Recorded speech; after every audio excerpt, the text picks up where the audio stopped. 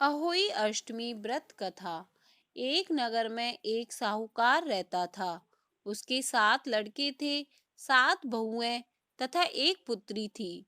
दीपावली से पहले कार्तिक वदी अष्टमी को सातों बहुएं अपनी इकलौती ननद के साथ जंगल में मिट्टी लेने गई। जहां से वे मिट्टी खोद रही थी, वहीं पर श्याऊ और सेहे की मां थी। मिट्टी खोदते समय ननद के हाथ से सेही का बच्चा मर गया। शाहू माता बोली कि अब मैं तेरी कोख बांधूंगी। तब ननद अपनी सातों भाभियों से बोली कि तुम में से कोई मेरे बदले अपनी कोख बंधा लो। सभी भाभियों ने अपनी कोख बंधवाने से इनकार कर दिया, परंतु छोटी भाभी सोचने लगी कि यदि मैं कोख नहीं बंधवाऊंगी तो सासू जी नाराज होंगी। ऐसा विचार कर ननद के बदले छोटी भाभी ने अपने को बंधा लिया। उसके बाद जब उसे जो बच्चा होता, वह 7 दिन बाद मर जाता।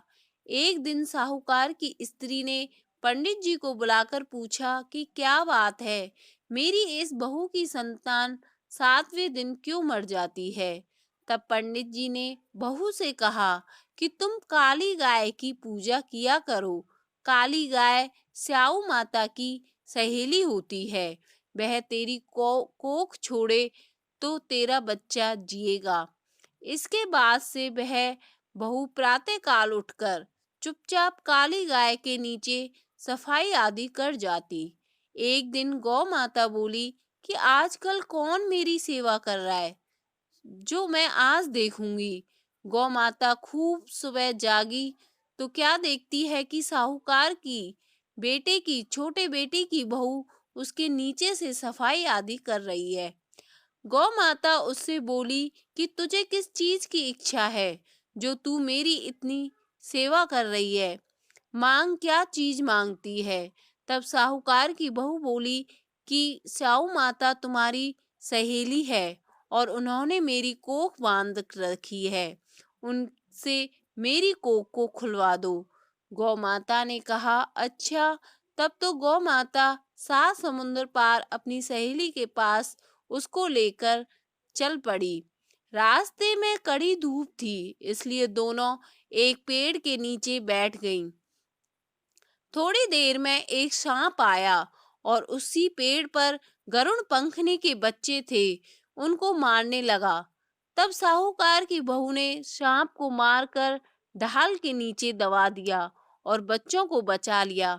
थोड़ी देर में गरुड़ पंखनी आई तो वहां खून पड़ा देखकर साहूकार की बहू को चोंच मारने लगी। तब साहूकार ने बोली कि मैंने तो आपके बच्चों को मारा नहीं है, बल्कि सांप तेरे बच्चों को डसने आया था। मैंने तो आपके बच्चों की रक्षा की है। यह सुनकर गरुड़ पंखनी खुश होकर बोली कि मांग, तू क्या मांगती है। वह बोली, 7 समुंदर पार श्याऊ माता रहती है, मुझे तू उसके पास पहुंचा दे। तब गरुड़ पंखनी ने दोनों को अपनी पीठ पर बैठाकर श्याऊ माता के पास पहुंचा दिया। श्याऊ माता उन्हें देखकर बोली कि आ बहन, बहुत दिनों बाद आई। फिर कहने लगी कि बहन, मेरे सिर में जूं पड़ गई हैं। तब सुरई के कहने पर साहूकार की बहू ने सिलाई से उसकी जुएं निकाल दी। इस पर श्याऊ माता प्रसन्न होकर बोली कि तेरे 7 बेटे और 7 बहुएं हों। साहूकार ने बोली कि मेरा तो एक भी बेटा नहीं है, 7 कहाँ से होंगे। श्याऊ माता बोली, वचन दिया वचन से फिरूं तो धोबी के कुंड पर ककरी हूं। तब साहूकार की बहू बोली कि माता बोली कि मेरी कोख तो तुम्हारे पास बंद पड़ी है। यह सुनकर श्याऊ माता बोली, तूने तो मुझे ठग लिया। मैं तेरी कोख खोलती तो नहीं, परंतु अब खोलनी पड़ेगी। जा, तेरे घर में तुझे 7 बेटे और 7 बहुएं मिलेंगी। तू जाकर उजमान कर, 7 अहोई बनाकर 7 कढ़ाई करना। वह घर लौट कर आई तो देखा 7 बेटे और 7 बहुएं बैठी हैं। वह खुश हो गई। उसने 7 अहोई बनाई, 7 उजमान किए, 7 कढ़ाई की।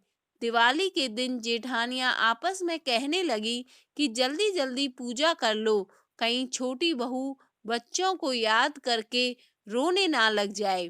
थोड़ी देर में उन्होंने अपने बच्चों से कहा, अपनी चाची के घर जाकर देख आओ कि वह अभी तक रोई क्यों नहीं।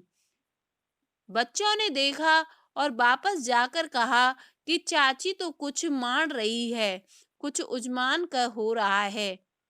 यह सुनते ही जेठानियां दौड़ी दौड़ी उसके घर आई और जाकर पूछने लगी कि तुमने कोख कैसे छुड़ाई। वह बोली, तुमने तो कोख बंधाई नहीं, मैंने बंधवा ली। अब श्याऊ माता ने कृपा करके मेरी कोख खोल दी है। श्याऊ माता ने जिस प्रकार उस साहूकार की बहू की कोख खोली, उसी प्रकार हमारी भी खोलियो, सबकी खोलियो, कहने वाले की तथा हुंकार भरने वाले की तथा परिवार की कोख खोलियो।